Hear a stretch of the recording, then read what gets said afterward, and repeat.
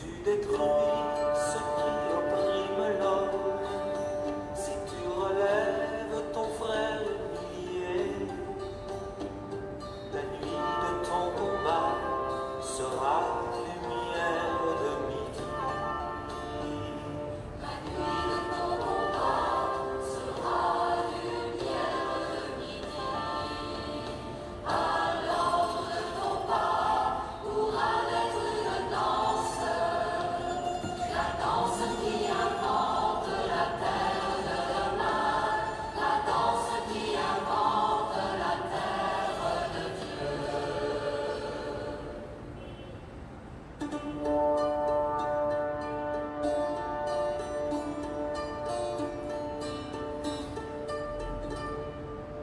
Si tu dénonces le mal qui brise l'ordre, si tu soutiens ton frère abandonné, la nuit de ton appel sera lumière de midi. La nuit de ton appel sera lumière de midi. Alors de tes yeux pourra naître l'étoile, l'étoile qui annonce la terre de demain, l'étoile qui annonce la terre de Dieu.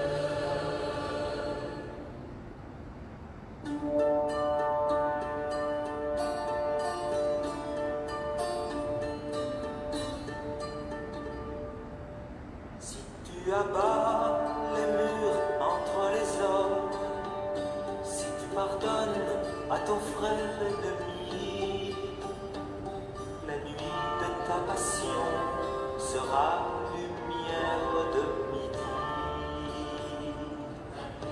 Ta passion sera lumière de midi. Alors de ton pain pourra vivre l'Église, l'Église qui rassemble la terre de demain, l'Église qui rassemble la terre de Dieu.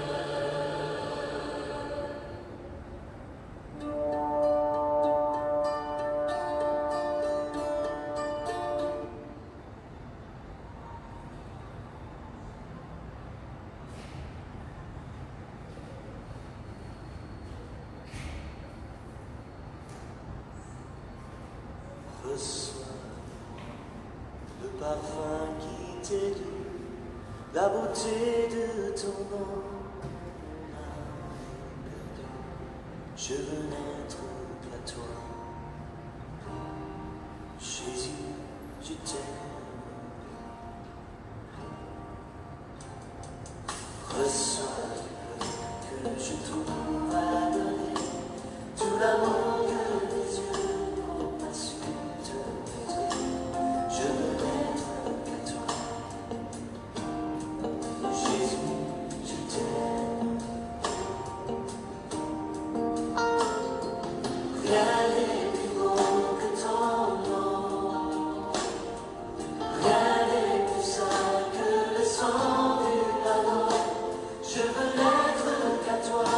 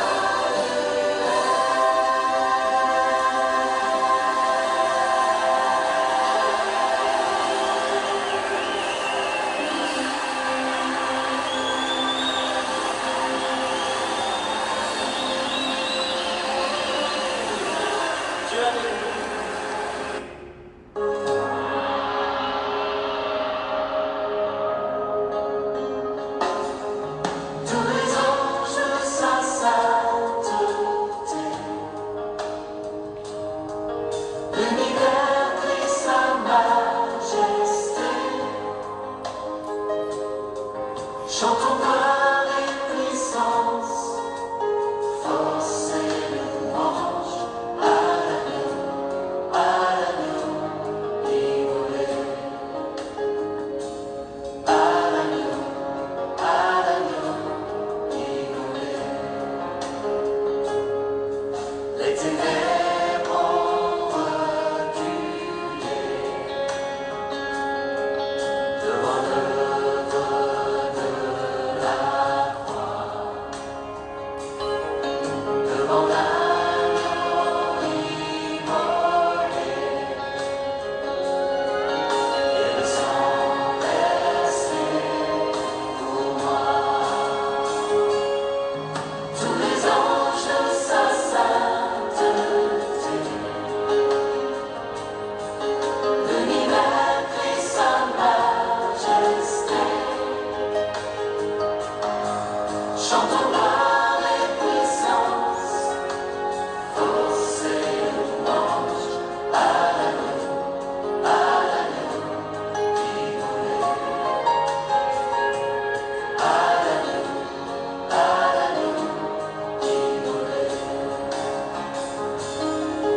De la vie qu'il a donnée à la vie qui coule en moi, ton amour est à jamais ma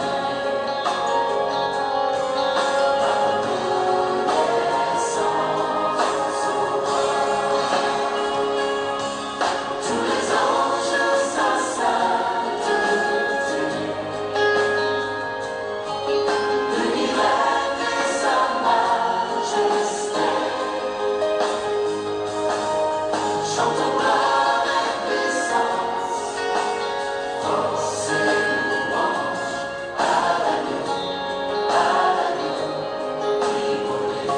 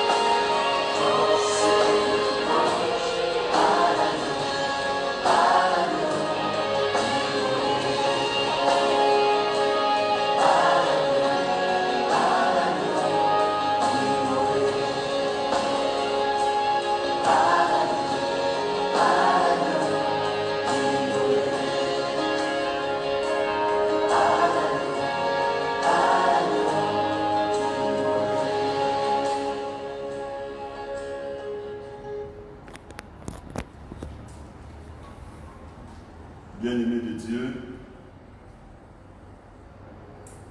nous avons le bonheur et le privilège d'être à nouveau là à cette heure pour cette dernière étape dans la Semaine Sainte.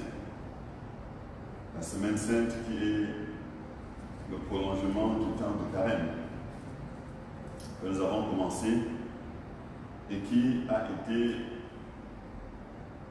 en quelque sorte perturbés par cette pandémie avec ses ravages et ses conséquences. Mais nous sommes reconnaissants au Seigneur qui nous permet de faire ce chemin jusqu'à ce moment, en attendant le moment ultime avec la célébration de la Pâque demain. Soyez donc bénis, soyez exaltés, soyez simplement, soyons tous reconnaissants au Seigneur et qui est digne dans notre présence. Merci de permettre, Seigneur, que ta parole, que nous allons lui maintenant, porte beaucoup de fruits dans nos cœurs et dans nos vies. Et que chacun de nous, de là où il se trouve, se sente béni, se sente comblé, sente ta lumière briller dans son cœur et dans sa vie. Que chacun de nous, Seigneur, de là où il se trouve, sente ta main puissante tenir la sienne et l'accompagner. Sente et dise qu'il n'est pas seul, car nous ne sommes pas seuls. Que l'honneur et la gloire te reviennent dans le nom merveilleux et précieux de Jésus-Christ, notre Fils, notre Sauveur et notre Seigneur. Amen.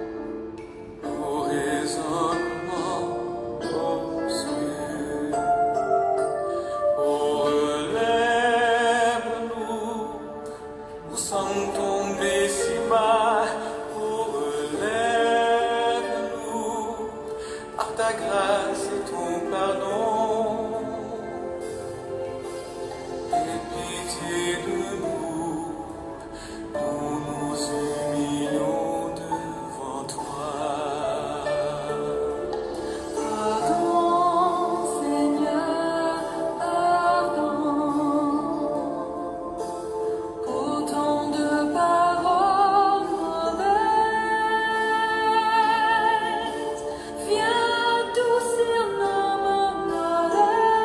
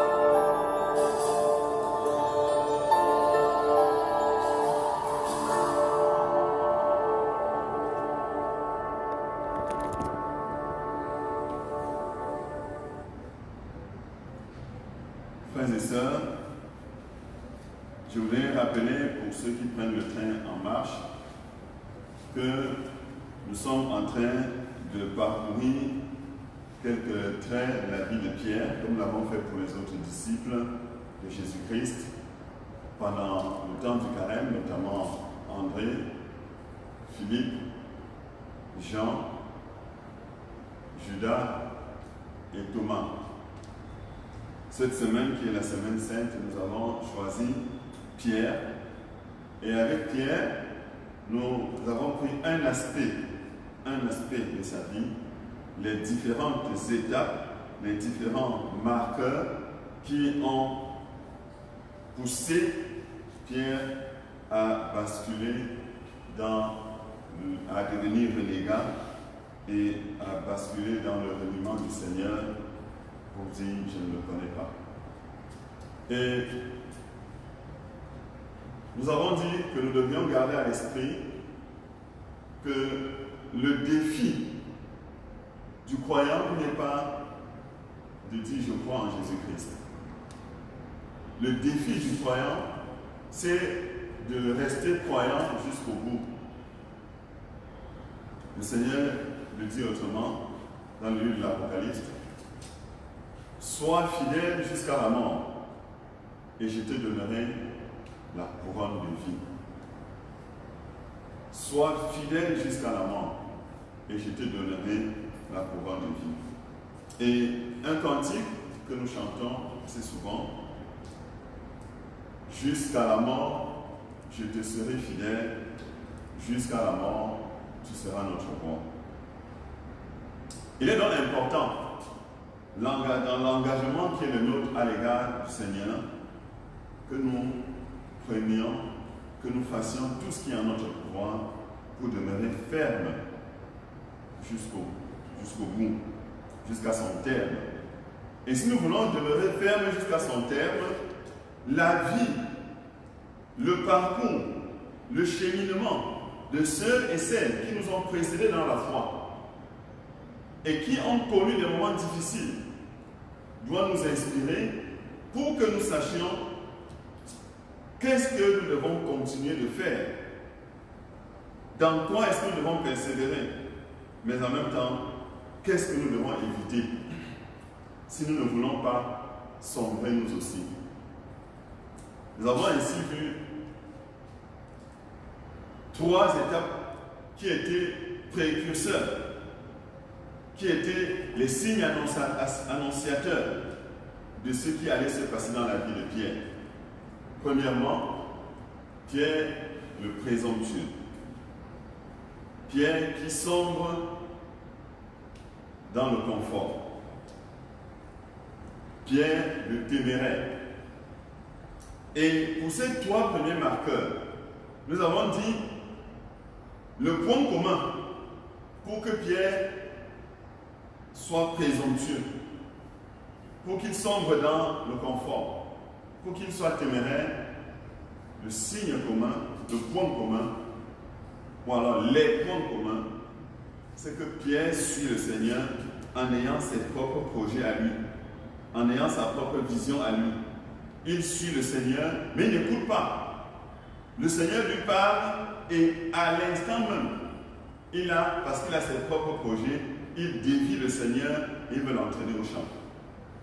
Mais gardons bien à l'esprit que c'est le Seigneur qui est le Seigneur, ce n'est pas nous. C'est lui le Seigneur, c'est lui qui nous dit où nous allons et non pas l'inverse. Ensuite, de manière tout à fait logique, parce qu'il y a ces 3 premiers éléments, nous avons vu un Pierre qui suit Jésus de loin. Parce qu'il n'a pas été attentif, parce qu'il a fait preuve d'une hardiesse imprudente, à l'excès. Alors, maintenant, il est obligé de suivre Jésus de loin. Et suivant Jésus de loin, nous avons vu hier qu'il se retrouve en mauvaise compagnie. Puisqu'il n'est plus avec ses frères, avec qui il aurait dû marcher. Il n'est plus avec le Seigneur. Maintenant, il est obligé de suivre Jésus de loin. il est en mauvais, et puis, suivant Jésus de loin, il va se retrouver en mauvaise compagnie. Pierre se chauffe, il se chauffait en compagnie des serviteurs et des huissiers qui avaient allumé un grand feu. C'est-à-dire en compagnie des personnes qui sont venues arrêter le maître. Ce soir, nous allons voir deux points qui se suivent tous aussi. Pierre renie ouvertement le maître et Pierre le blasphémateur. Pierre qui renie ouvertement le maître et Pierre le blasphémateur. Pour cela, nous allons lire deux textes. Premièrement, Jean chapitre 18, les versets 25 à 27. Jean chapitre 18, les versets 25 à 27.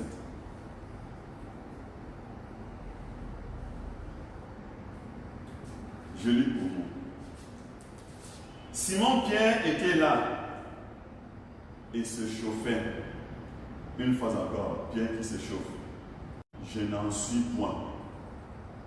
Une adversité manifeste, il peut être difficile de tenir. Pierre se retrouve là en devant. Des personnes qui l'interrogent au sujet de sa proximité avec le Seigneur. Toi aussi, n'es-tu pas de ses disciples?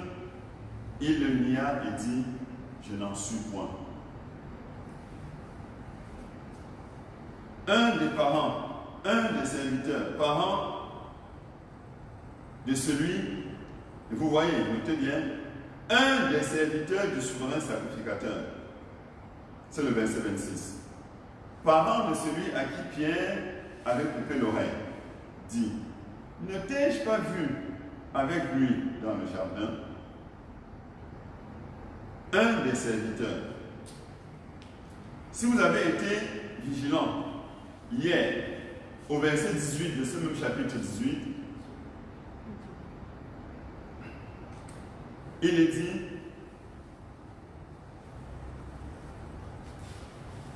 les serviteurs et les huissiers étaient là, avaient allumé un brasier car il faisait froid et ils se chauffaient. Pierre se tenait avec eux et se chauffait. Vous voyez donc que Pierre s'est retrouvé en compagnie de ceux contre qui il a bagarré hier. Il s'est retrouvé en compagnie de ceux qui hier étaient ses ennemis. Comment cela peut-il être possible? Un chrétien qui à un moment donné se retrouve en compagnie des hommes et des femmes contre qui il était hier a pris le chemin du reniement. D'ailleurs, un des serviteurs du souverain sacrificateur, je nous rappelle encore ce que nous avons dit hier, ce sont les souverains sacrificateurs, c'est le souverain sacrificateur et les principaux sacrificateurs qui sont instigateurs de l'arrestation du Seigneur. Ce sont eux qui ont mandaté leurs serviteurs et les huissiers pour aller se saisir du Seigneur. C'est donc en compagnie de ces hommes, nous l'avons vu il y a 2 semaines, que Judas s'est retrouvé. C'est avec eux que Judas a comploté. Et donc, lorsque Pierre a sorti son épée pour arracher l'oreille de Malchus, il a emporté ainsi l'oreille d'un des serviteurs, des comploteurs contre le Seigneur. Or maintenant, Pierre vient s'asseoir en leur compagnie et il se chauffe avec eux. Et donc, le serviteur le regarde, il le scrute, il se dit, mais tiens, j'ai vu ce monsieur dans le jardin tout à l'heure. C'est lui qui a emporté l'oreille d'un de mes compagnons. Mais, monsieur, ne t'ai-je pas vu avec lui dans le jardin? Il y a ici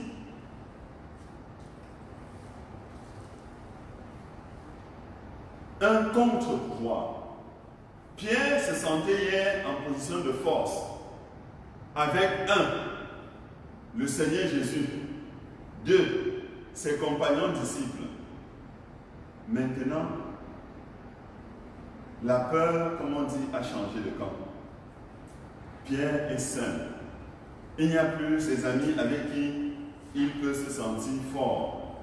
Et devant la peur, il va dire à 2 reprises, je ne le connais pas, je n'en suis point.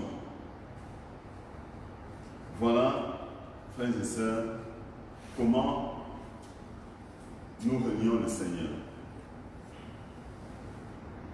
Chaque fois que vous vous écartez de la compagnie des frères et des sœurs, chaque fois que vous pouvez rester pendant 1 semaine, 2 semaines, 3 semaines, sans écouter la parole de Dieu, sans écouter le Seigneur vous parler dans l'intimité de votre chambre, en compagnie des frères et des sœurs, sans prier dans l'intimité de votre chambre, en compagnie des frères et des sœurs, sans qu'il y ait quelqu'un qui puisse vous dire, attention, qu'est-ce que tu fais là?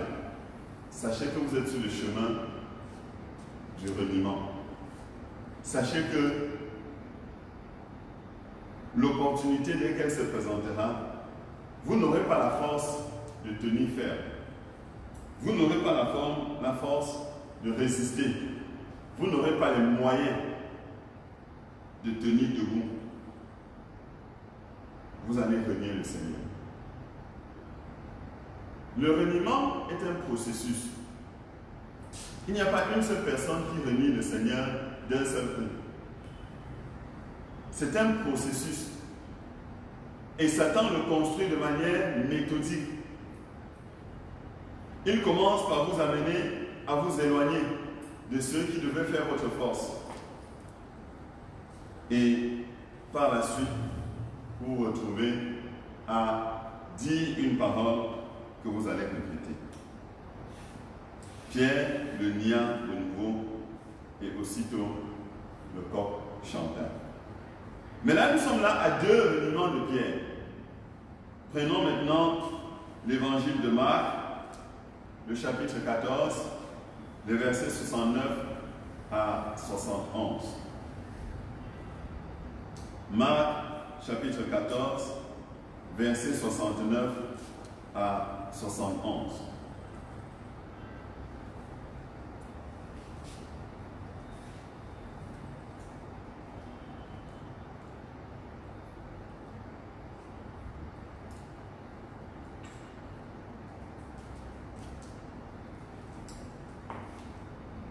Marc, chapitre 14, les versets 69 à 71. La servante, l'ayant vu, se mit de nouveau à dire à ceux qui étaient présents, celui-ci est de ces gens-là. Et il le nia de nouveau. Peu après, ceux qui étaient présents dirent encore à Pierre, certainement tu es de ces gens-là, car tu es galiléen. Alors, il commença à faire des imprécations et à jurer, je ne connais pas cet homme dont vous parlez. Je ne connais pas cet homme dont vous parlez. Amen.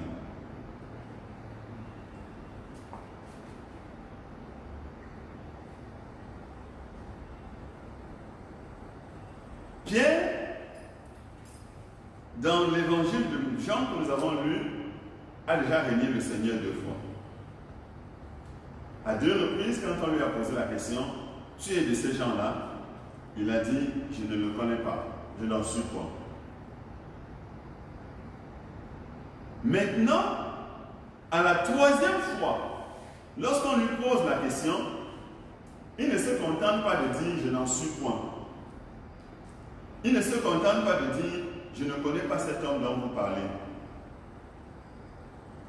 Car, dit, je ne connais pas cet homme dont vous parlez, c'est simplement encore le renier ouvertement, comme il le fait depuis 2 fois.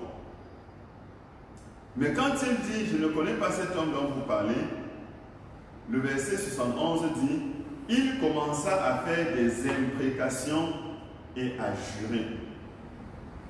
Il commença à faire des imprécations et à jurer.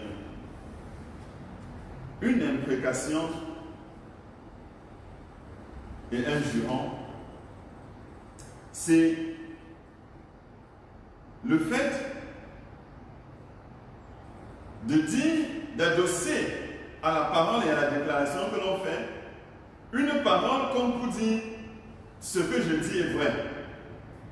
Et parce que ce que je dis est vrai, j'ajoute à ce que je viens de dire une autre parole qui est un serment que je fais. Quand nous étions tout petits, on avait l'habitude de dire, pour démontrer que ce que nous disions était vrai, si on te demande qui a pris la viande dans la marmite, si on te demande qui a pris de l'argent ici, si on te demande qui a dit telle chose, qui a fait cela, si on ment, ou alors à un moment ou à un autre, on dit ce n'est pas moi, même quand bien même on l'a fait. Et par moment donc, il arrivait qu'on dise si je mens, je jure mes 3 doigts qu'à l'envers. Si je mens, je traverse la route, la voiture me colle. Alors, vous voyez jusqu'où l'être humain peut aller à dire des choses graves. Mais si tu jures et tes 3 doigts qu'à l'envers, qu'est-ce que tu deviens? Si tu traverses la route, la voiture te colle, qu'est-ce que ça signifie?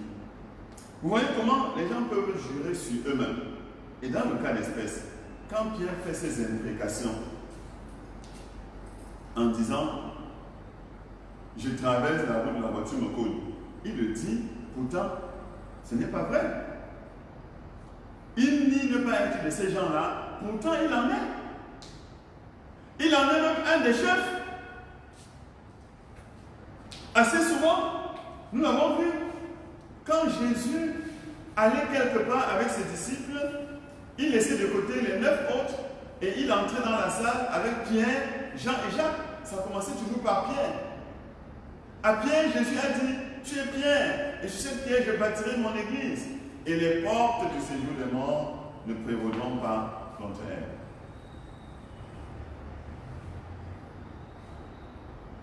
C'est à Pierre que juste avant son arrestation, le Seigneur Jésus a dit,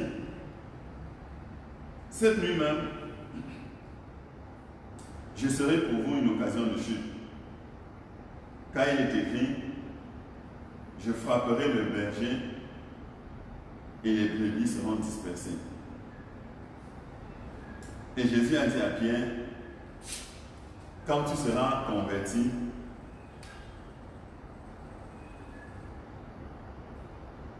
prends soin de tes frères.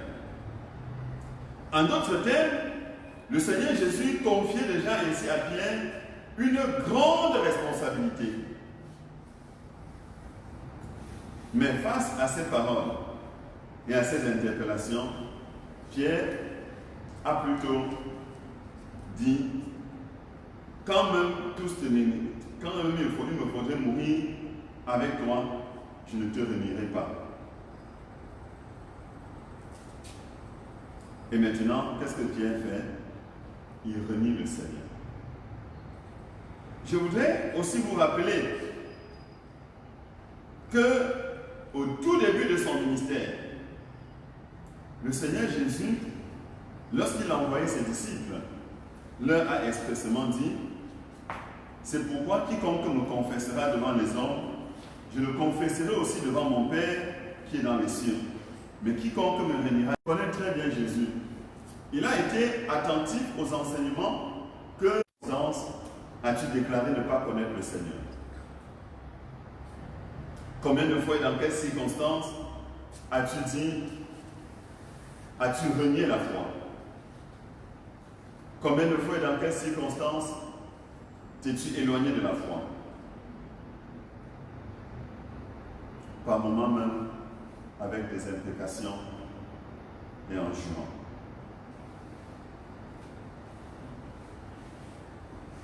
Fatalement, quand on n'écoute pas le Seigneur, fatalement, quand on suit le Seigneur avec ses propres projets, quand on suit le Seigneur sans prêter attention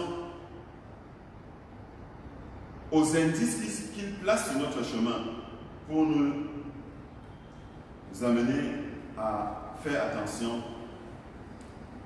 la conclusion logique, c'est que nous allons finir par le renier et par blasphémer son nom. Pierre, qui a dit au Seigneur, dans un premier temps, lorsque le Seigneur a annoncé ses souffrances, sa mort et sa résurrection, il a dit, à Dieu ne plaise, cela ne t'arrivera pas. C'est lui qui va se retrouver à renier le Seigneur et à blasphémer le Seigneur.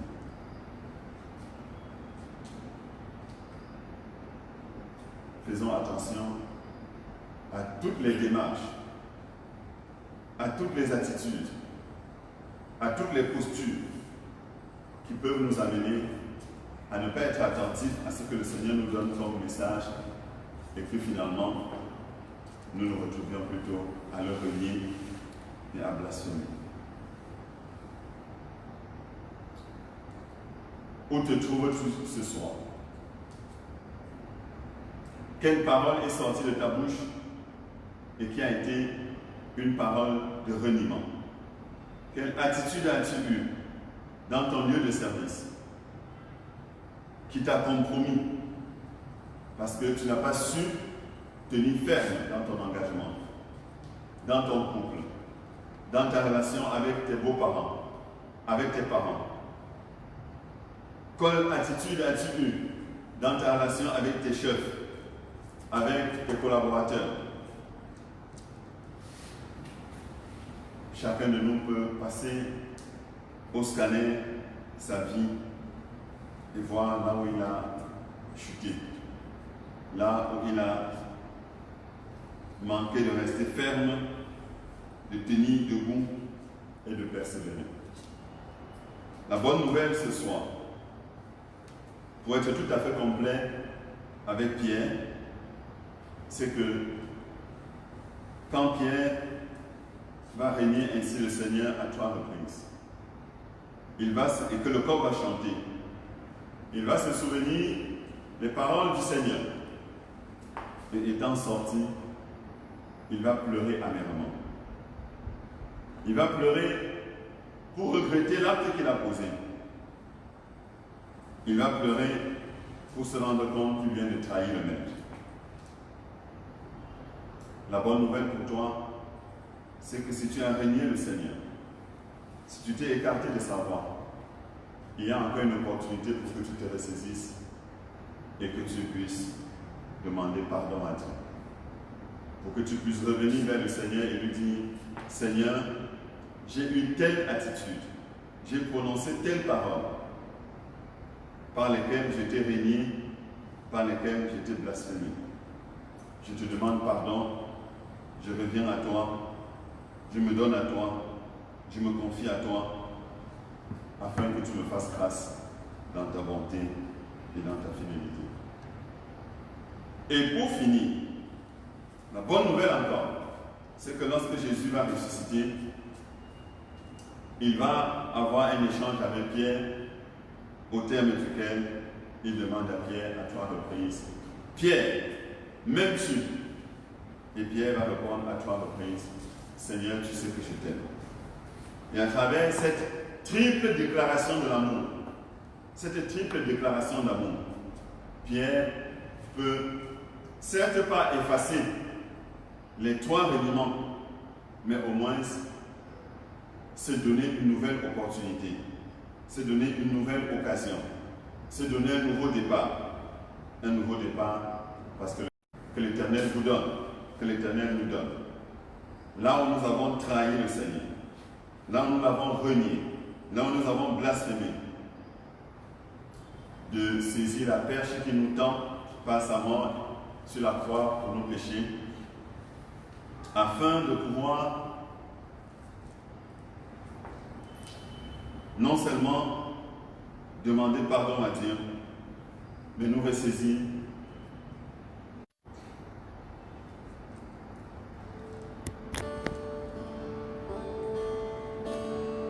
Quel sauveur merveilleux je possède, il s'est sacrifié pour moi, et sa vie innocente il cède pour mourir sur l'infâme croix. Il renonce à la gloire céleste pour le plan rédempteur de Dieu.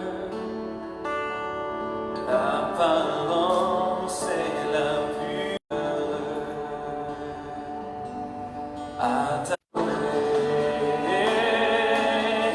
attaché à la croix pour moi, attaché à la croix pour moi. Il a pris mon péché, il m'a délivré, attaché à la croix pour moi.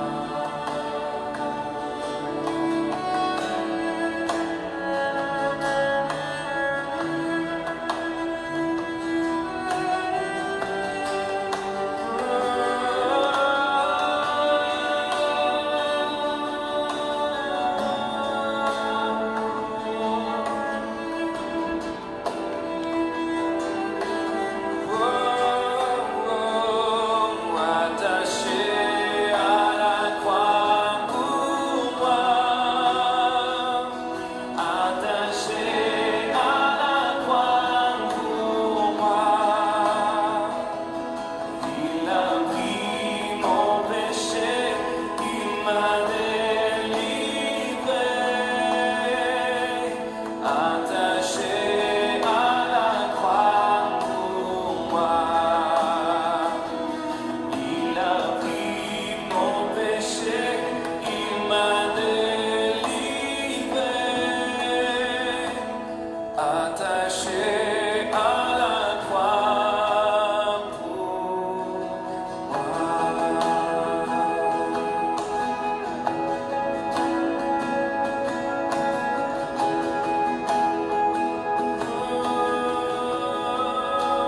attaché pour moi.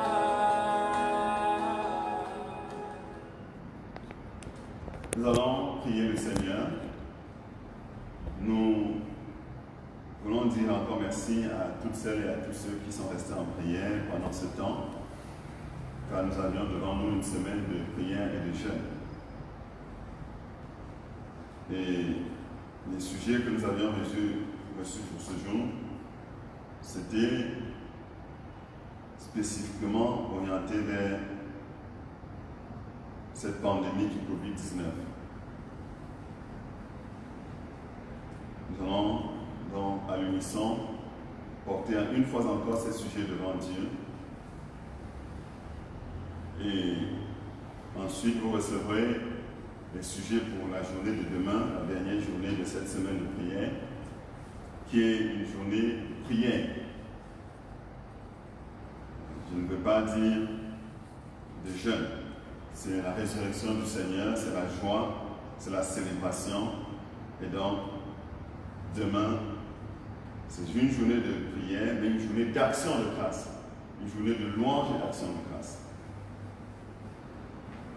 Mais en attendant, nous sommes encore en prière. Je nous invite à la prière. Prions ensuite.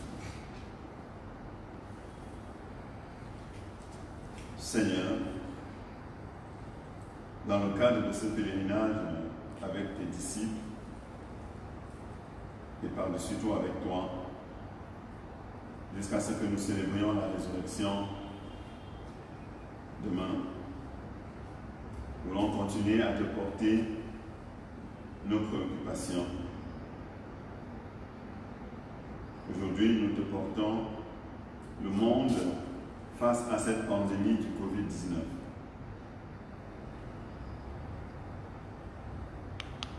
Plusieurs questions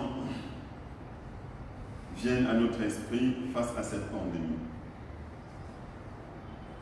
Mais nous voulons surtout te prier pour que tu nous donnes, face à cette pandémie, une conception et une approche à la fois de l'être humain et de la vie que ces événements nous rapportent. Nous voulons, Seigneur, que tu donnes à l'humanité de faire sa révolution mentale et spirituelle. Car cette pandémie nous rappelle combien nous sommes vulnérables et éphémères, combien est vraie ta parole qui dit tout est vanité. Nous te prions pour que tu donnes aux hommes et aux femmes de respecter les mesures barrières partout où elles sont recommandées afin de limiter les effets de cette pandémie et sa contagion. Mais nous savons qu'au-delà du respect de ces mesures, c'est ta grâce que nous recherchons. Car nous voyons bien les effets de cette pandémie, notamment les pertes en vies humaines, les dégâts économiques et l'impact spirituel. Et nous avons besoin de ta grâce, Seigneur, pour que nous revenions vers toi et pour que un terme soit mis, qu'un frein soit mis à cette pandémie, Seigneur. Nous prions pour le personnel médical, afin que tu renouvelles et renforces leur capacité psychologique, afin qu'ils aient la logistique de protection, de dépistage, de prise en charge nécessaire, afin que tu leur donnes la compétence scientifique, mais que tu les renouvelles aussi dans leur corps pour gérer les différentes situations auxquelles ils sont confrontés. Nous voyons bien également, à côté de ce personnel, les familles, leurs familles, qui sont bien inquiètes lorsque leurs enfants, lorsque leurs frères, lorsque leurs sœurs, lorsque époux et épouses peuvent être ainsi confrontés au virus, exposés au virus, risquant leur vie, pour la recherche d'une solution définitive. L'OMS, la guérison des malades qui sont infectés, que ce soit ceux qui sont en observation dans les maisons ou ceux qui sont déjà pris en charge dans les hôpitaux au Cameroun ou dans le monde. Nous prions, Seigneur, de même pour que tu soutiennes les familles qui très souvent n'ont pas accès à leurs malades pour des raisons évidentes, de peur de se contaminer elles-mêmes. Nous te prions pour les familles de ceux qui sont partis, que cette maladie a emporté, afin que dans ta grâce et dans ta bonté, tu les consoles. Assez souvent des familles qui sont dans la solitude, dans la quarantaine, dans le confinement, mais elles ne sont pas confinées à ton égard parce que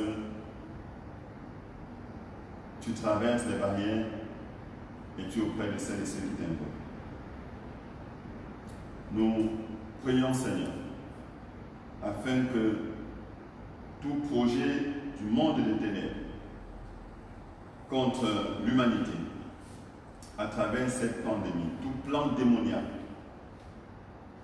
contre l'humanité, à travers cette pandémie, soit révoqué et que seule ta volonté soit faite dans la vie des hommes et des femmes que tu as créés à ton image, Seigneur. Nous continuons à te rendre grâce pour ton Église qui, malgré cette pandémie, continue son chemin et son témoignage dans ce temps finissant de la Passion et qui va célébrer demain la Pâque. Peut-être pas dans des conditions qui auraient été idéales, mais Seigneur, toutes choses sont pour bien de ceux qui t'aiment. Et merci pour cette Église qui est maintenant dispersée par elle-même, mais qui reste unie par ton esprit.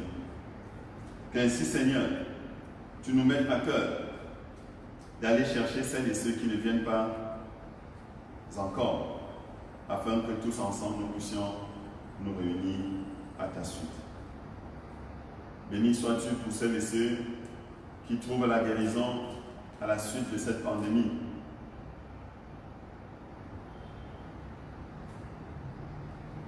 Merci pour ceux que nous connaissons.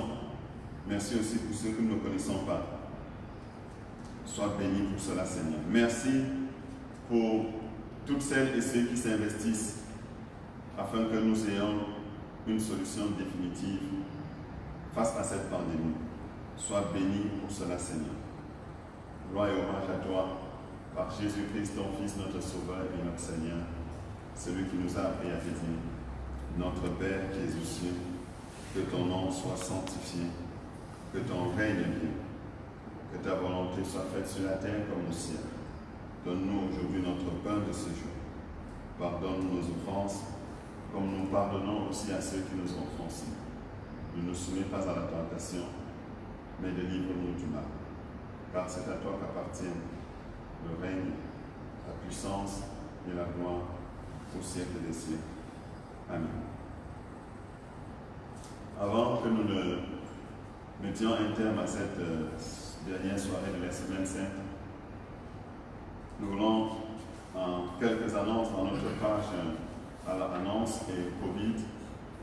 Premièrement, dire que demain, lors du culte de la Pâque que nous vivrons sur cette même page, la page YouTube et la page Facebook, nous vous donnerons des indications sur comment nous allons continuer dans les prochains jours notre programme. Vous savez que le programme de la Semaine Sainte et du temps de Carême est un programme quotidien. Mais on verra qu'est-ce qu'il y a lieu de faire. Vous avez été très nombreux à nous demander de ne pas nous arrêter au terme de ce programme. Deuxièmement, demain nous aurons le culte de 10h à 11h30. Du moins dès 10h. Peut-être pas 11h30 très précis, mais dès 10h. Et une fois encore, pour célébrer le culte, mettons-nous dans les conditions de célébration du culte et dégageons notre temps pour être consacré uniquement à la célébration du Seigneur pendant le temps qui est dédié.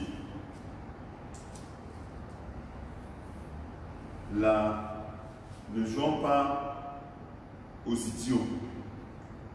Si nous pouvons rester à la maison, restons à la maison. Les visites, nous aurons le temps de les faire. Restons à la maison. Mais si nous devons absolument sortir, peut-être parce que pour des raisons professionnelles ou pour des raisons d'aller au marché ou à l'hôpital, je ne sais pas quoi, mettons notre cache-nez, mettons notre masque. Et pour les membres de la paroisse, vous pouvez continuer à passer en paroisse pour récupérer les masques que la paroisse met à votre disposition au niveau du secrétariat. Nous avons besoin de main-d'œuvre pour continuer à fabriquer ces masques en quantité parce que nous en avons besoin et nous ne savons pas le temps qu'il nous faudra. Et bien entendu, même si nos masques sont en tissu et ne sont pas jetables à la première utilisation, vous comprenez bien que l'utilisation constante, chaque jour, si on l'utilise chaque jour, fera que la durée de vie ne sera pas indéterminée et illimitée. Enfin, nous voulons nous exhorter à rester vigilants dans les mesures d'hygiène, dans les mesures de protection, de barrière, mais aussi à éviter toute stigmatisation, à éviter toute honte. Si nous nous sommes revenus de voyage, mais il me semble que ceux qui reviennent de voyage, les cibles, commencent à recevoir les exhortations et la bénédiction de la part de notre Dieu.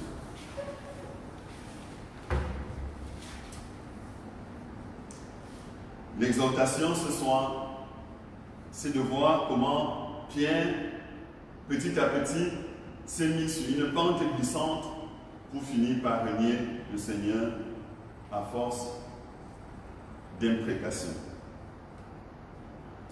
Fais attention de suivre le Seigneur avec tes propres projets. Fais attention de suivre le Seigneur sans l'écouter. Fais attention de suivre le Seigneur en ayant ta propre vision. Fais attention quand tu commences à suivre le Seigneur de loin. Fais attention quand tu commences à prendre plaisir en mauvaise compagnie. Car ce sont là des signes qui ne trompent pas. Tu vas finir par renier le Seigneur. Tu vas finir par blasphémer le Seigneur. Et le Seigneur dit, celui qui me confessera devant les hommes, je le confesserai devant mon Père. Et celui qui me reniera devant les hommes, je le renierai devant mon Père. Ne prends pas le risque d'être renié devant le Père, car si le Seigneur te renie, quel autre avocat auras-tu? La bonne nouvelle, c'est que si tu as déjà renié le Seigneur, comme Pierre, Pierre l'a fait 3 fois. La 3e fois, à force d'imprécation, nous l'avons dit. Mais, s'en étant rendu compte, il a pleuré amèrement. Il s'est repenti. Il a regretté ce qu'il a fait. Et le Seigneur, dans sa bonté, dans sa fidélité, lui a donné l'occasion de se ressaisir. De déclarer à nouveau son amour au Seigneur. À 3 reprises, Seigneur, tu sais que je t'aime. Et le Seigneur lui a dit, suis-moi. Le Seigneur lui a donné l'occasion à nouveau de le suivre. Et le Seigneur lui a donné même un mandat, Père des brebis. La bonne nouvelle donc c'est ça. Si nous avons renié le Seigneur, nous avons l'occasion à nouveau de nous mettre à son service, de le suivre et de le servir. Suis le Seigneur, sers-le. Ne tiens pas compte des moments par le passé par lesquels tu as renié le Seigneur. Reviens dans la repentance, suis-le et sers-le. Que l'Éternel nous bénisse et qu'il nous garde. Que l'Éternel fasse lui sa face sur nous et qu'il nous accorde sa paix. Allons dans la paix du Seigneur au nom du Père, du Fils et du Saint-Esprit, un seul Dieu éternellement béni et exalté au siècle des siècles. Amen. Bonne soirée à chacun.